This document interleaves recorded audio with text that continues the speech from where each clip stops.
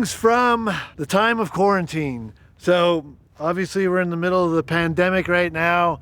We're looking for unique ways to make these episodes and this content in the midst of quarantine, social distancing, washing your hands, all that sort of fun stuff.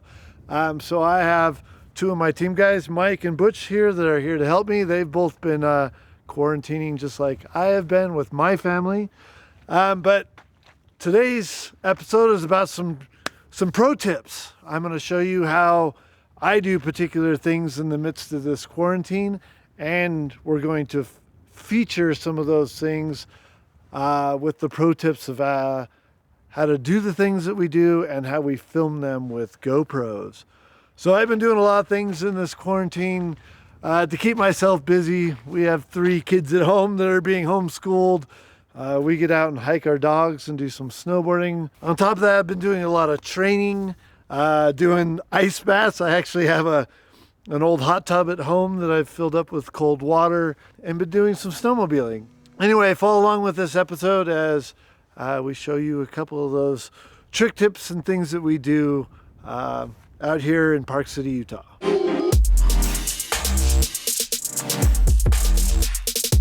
So I got one more target for our axe throwing setup here to throw in. It's in the back of my Can-Am Defender. We're going to throw that on, and I'm going to get to some axe throwing. Axe throwing. My family and I recently bought a 100-acre ranch outside of Park City, so we've been doing many more outside activities, which ties in well with this pandemic that I've been able to bring the kids out here, snowmobile, play on sleds, tubes, and throw axes. So as you can see behind me, we have a very nice setup here that a local family that's in the lumber industry built for us. So this is the axe I'm going to be throwing today. It's all about technique, practice, and like anything that I like to get involved with, I try and figure it out and do it the best that I possibly can. So anyway, today we're going to show you the basics of how to throw an axe, and then we're going to try and explode some monster cans. First of all, we're going to find a marker about 15 feet away from the target, so I'll mark that off. Oh, and conveniently there's a nice little piece of mud right here. Now, depending on the rotation of the axe, once you start throwing, and here I'm using an axe I've never thrown before, so if you're under rotating, you actually need to step back. If you're over rotating, you need to step a little bit forward, but you always use your mark at about 15 feet to base all that on. For competitive axe throwing, there's something about having your foot on the mark or being around it. I'm not really sure, but I'm going to use it basically as the middle of my body to start trying to throw this axe. All right, let's see how this goes. Throw number 1. Ooh, that was terrible. Ah, there we go. So it under rotate a little. I'm just going to throw harder to get it to rotate a little more. So we'll get a couple more throws in and then hook up some GoPros.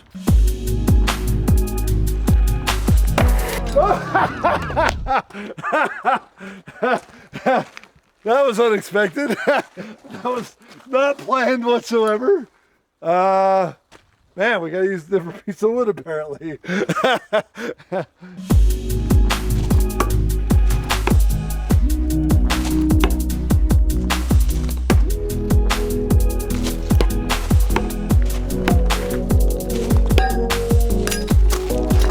That, kids, is what you always watch when someone's throwing.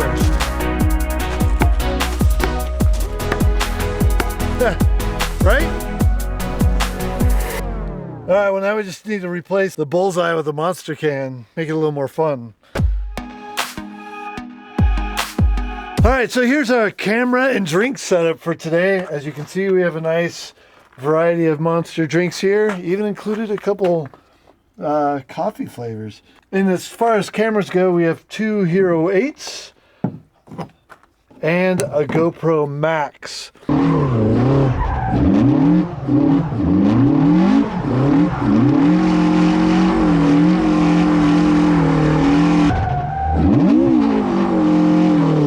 So the Max we're gonna use basically on this stick and use at different lengths. Mike here is actually gonna hold it, and we're gonna try and get different views of the axe actually coming by the camera. And the great thing about something like this with the Max is you can actually run it in a single lens mode or the dual, which gives you the 360. And the great thing about this is when you take it into the computer, you're actually able to vary the range of how it sees and pan. So for a shoot like this, actually following the axe along as it goes by the camera, I think should be very cool. On top of that, we have two GoPro Hero 8s. Now the great thing about these is, as you can see, the Hero 8 actually has built-in mounts so that you then just stick those out and attach them right to a mount like this. And look at this beautiful little mount right on the axe. This should be very difficult to throw, but should actually have some very cool angles. Here's another camera that we're going to put both on the stick for a unique shot and mount on various places on the side of the other targets to get a view of the axe hitting. So with these cameras, the great thing is they actually have a slow-mo mode, which is about 240 frames a second. And then for most of our episodes and what we use, we shoot at 24 frames a second. And we're going to vary the views today from the super view to the wide view. And that's the basic setup of it. Really simple to use. I've always enjoyed the GoPro stuff. I can't tell you how many hours and hours and hours of footage we have from these things from the Gymkhana videos, but they've just been such a great tool for us to use to make all the various projects that we do.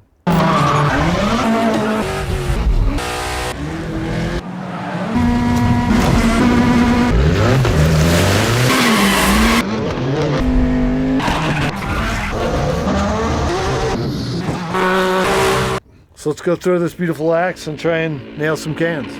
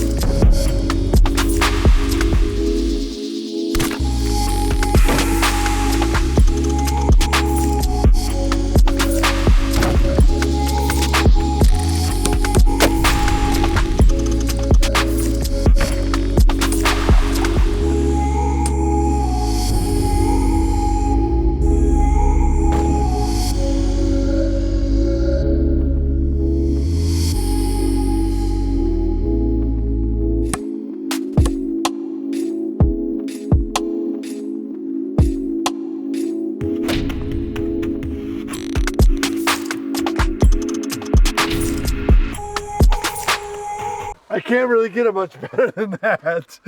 Damn, there's actually still some Monster. Should I try and drink it? Yep, still good. All right, well, I think we should be done with this now. Let's go on to some other axe usage, this time for wood cutting, but with a Toyo tire.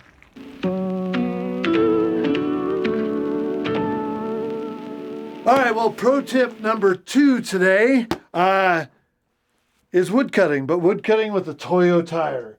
And I actually have a selection of 3 different Toyos here. A Huna truck tire, a Unicorn tire, and a Kazi tire. I have a real preference to the R888R for this. It's a very nice pattern, works well for wood chopping. All right, so living here in the mountains, we have a fire almost every night in the fireplace.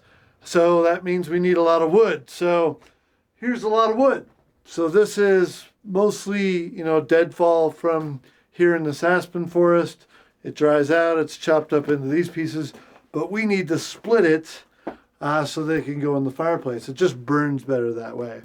So the traditional way to split firewood is to use a piece of wood like that. So quick demonstration, just so you get an idea. So we're gonna use the tire to reduce that flying pieces and much easier organization. R888R. So now we just take pieces that we want to cut loosely put them in here.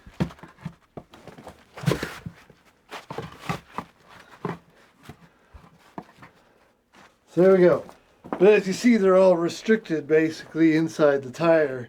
So as I chop them, won't fly out.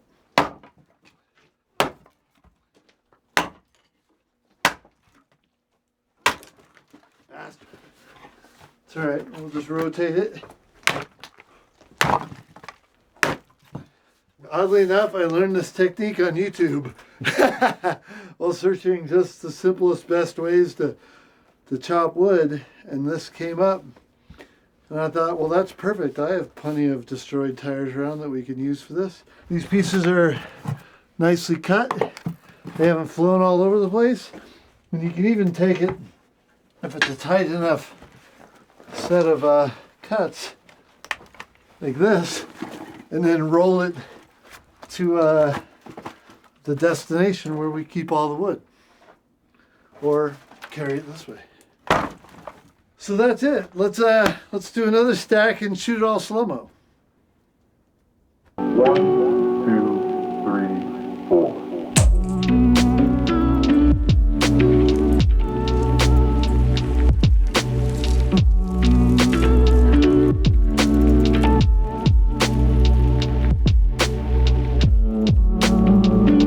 All right, well, I really like this technique, and it's a great way to recycle a used tire. And by the way, this is a 395 3018 R888R that I burned up at the burn yard very recently on the Unicorn.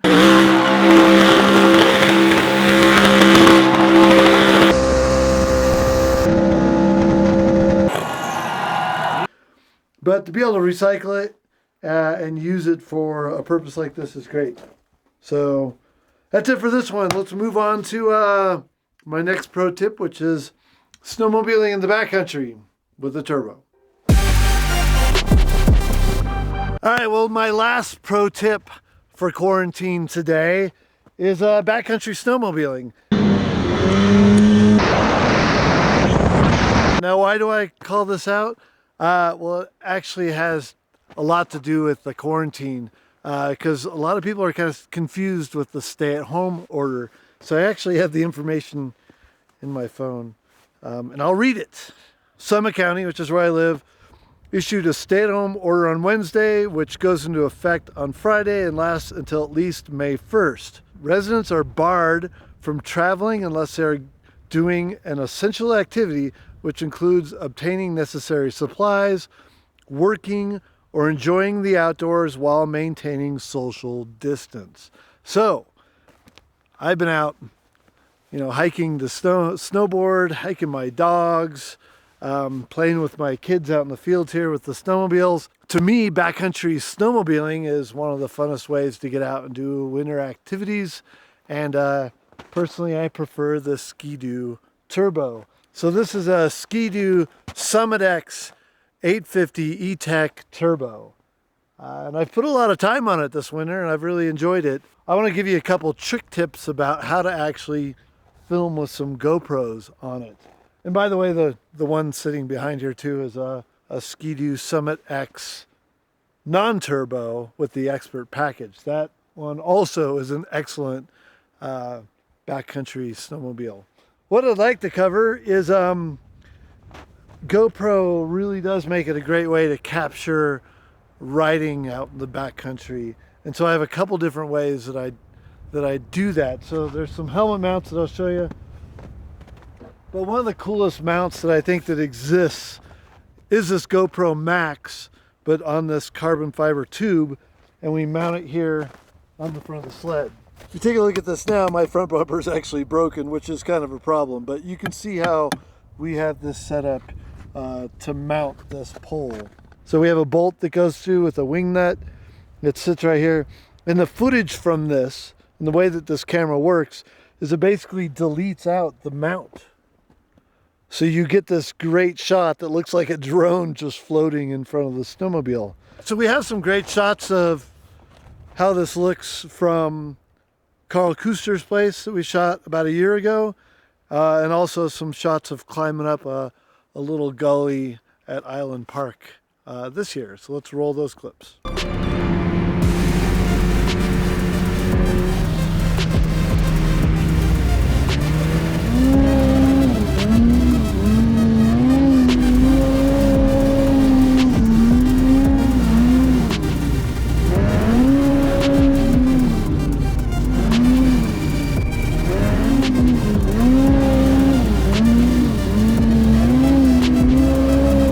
So the next mount I want to show is how we use a helmet cam. Very nice 509 helmet with electric goggles. This is my new setup for this winter. You can see some nice carbon fiber details there.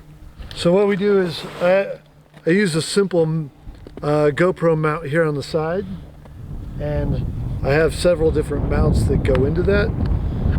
This being a simple mount, right? Which is what the most common shots are that you see. But I also like this vertical mount, and this actually really gets a nice shot of the handlebars all the way up to the sled, where I'm going, and even a bit of the horizon. So I like that because it works really well for, say, posting something on social media, Facebook, Instagram, Twitter, that sort of thing. Two different views, two different setups. I typically run 24 or 30 frames a second. And it's just a great way to go out and capture some of the riding that we do. So Butch and I went out to the Uintahs a week ago. We drove out there with the team Ford F450 dually with a Marlon deck on top, sled deck, with our two snowmobiles on top of that. So we went out Mirror Lake Highway, parked at the parking lot there at the end of the road, and then rode out about 15 miles in the backcountry. So we'll show you a bunch of clips from that, and that's it for my pro tip from snowmobiling. Backcountry, outdoor activities, proper social distancing.